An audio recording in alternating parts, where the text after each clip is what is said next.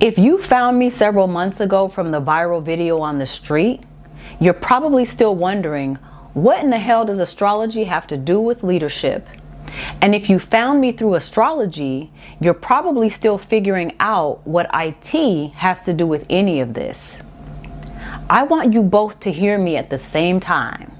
They were never two different things, and the books that connect them are not what either of you would expect.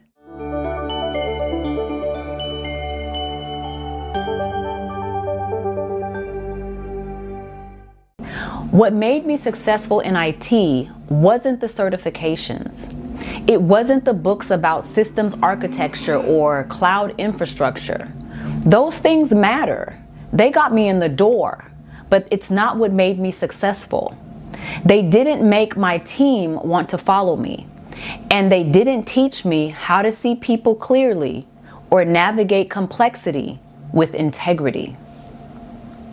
What shaped me were different books entirely. And what they all had in common, every single one of them, is that they taught me the difference between existing and choosing. Because for a long time, I was existing. I just didn't know it.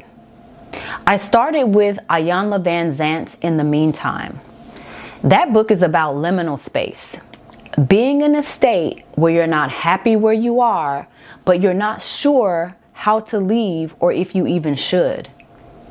It's about the unhealed wounds and the outdated beliefs that keep you stuck in the same patterns without realizing that's what's happening. And reading it, I had a realization I thought I wasn't ready for. Throughout my relationships and my partnerships, I had been floating. Physically present, emotionally present at times, but I had never chosen any of it with intention. I had just landed there, like I was a passenger in my own life, moving from one place to the next, and somehow that felt normal. I found myself in another relationship, married, on the brink of divorce, maybe, trying to figure out what was the disconnect. Iyanla gave me the language for what I had been doing, and for the first time, I could actually see it. Then came Rhonda Byrne's The Secret. I know people have complicated feelings about this book, and I'm not here to defend the discourse around it. What I am here to tell you is what it cracked open in me. Most people hear The Secret and think, attract the things, focus on what you want, and it comes to you. And that's the surface.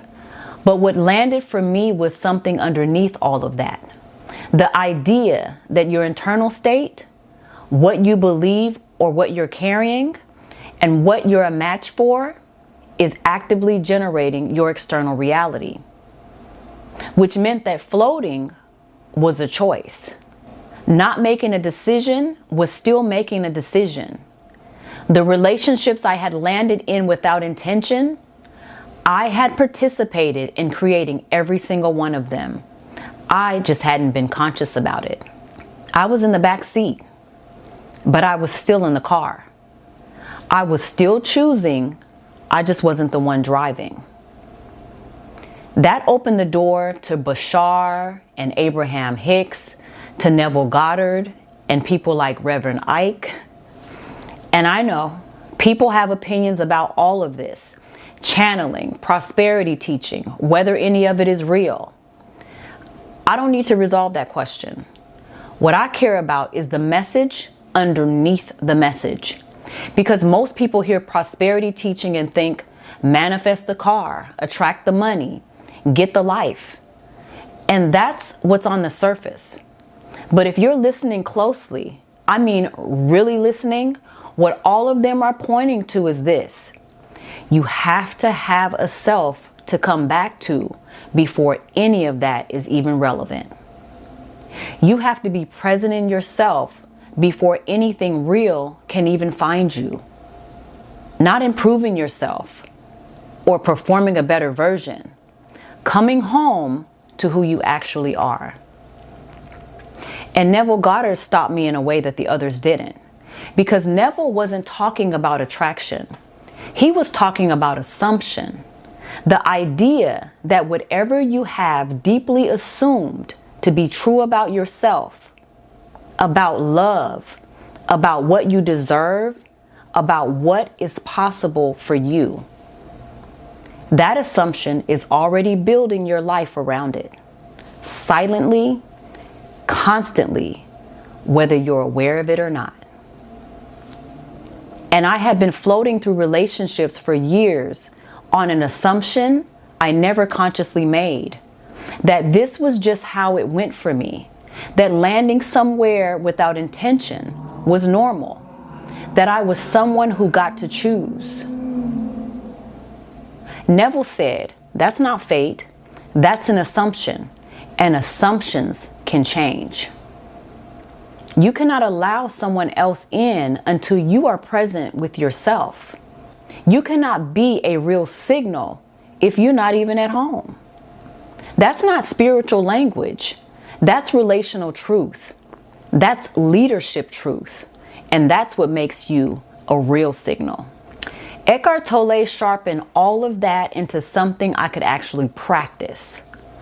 Most people think the power of now is about living in the present moment, like it's some spiritual concept. And for some parts of it, it is. But what it actually taught me was that the present moment is the only place where choosing is even possible. The past is memory. The future is imagination. And the only thing that's actually real, the only place you have any power at all, is right now. And I had been living everywhere but here, managing the past I'd accumulated, bracing for the future I couldn't control, and neither of those is choosing. Both of those are just existing. And once I understood that, I stopped trying to control outcomes and started actually responding to what was in front of me. And that changes everything. Then there's Ichiro Kishimi. Now I want to make sure I get that right. I'm sorry if I butchered it, but it's The Courage to be Disliked and The Courage to be Happy. Two separate books. These books are Alderian psychology in dialogue form. What happened to me was not the relationship. What was happening to me was because of the power I gave away inside the relationship. I had spent years thinking the relationship was the story. What I couldn't see was that the relationship was showing me mine. Every pattern, every dynamic, and every place I floated instead of chose, that was information about me, not about them. Kishimi separated the event from the meaning I had built around it. My childhood taught me certain things about love and worth and what I had to do to stay safe, but those were interpretations. They weren't truth. And once I could see the difference between what happened and the story I decided it meant, I could actually choose a different story. That's when real freedom started. Deepak Chopra, I'm not going to go there. And that's a whole other conversation. But I can't erase what his work taught me about consciousness and choice before I even knew what I knew. The teachings landed. The person behind them, what does Miss Tab say? That ain't none of my business. And the astrology, I'm not talking predictive or personality stereotyping. I'm talking as a mechanism, an operating system, the emotional patterns and the relationship architecture that leads to the behavioral wiring running underneath everything. The things that drive behavior without anyone realizing it. All of those books taught me that I had been existing instead of choosing. Astrology showed me exactly what I had been existing inside of. It named the wiring. It made the invisible visible. And once you see it, I mean, once you really see it, now the choosing can be informed. A few months ago, a stranger stopped me on the street and pointed a camera at me. And what they captured wasn't my credentials. It wasn't my title or my certifications or anything I had built professionally. What they captured was a person who was fully present, fully themselves, choosing consciously, intentionally who they wanted to be in that very moment. That video didn't start this story. It was evidence of it. That's what the IT success came from. That's what the astrology work comes from. That's what it looks like when you stop existing and start choosing. A stranger can feel it. A team can feel it. An entire room can feel it. These books didn't make me successful. They made me present. And presence made everything else possible. You cannot heal what you don't understand.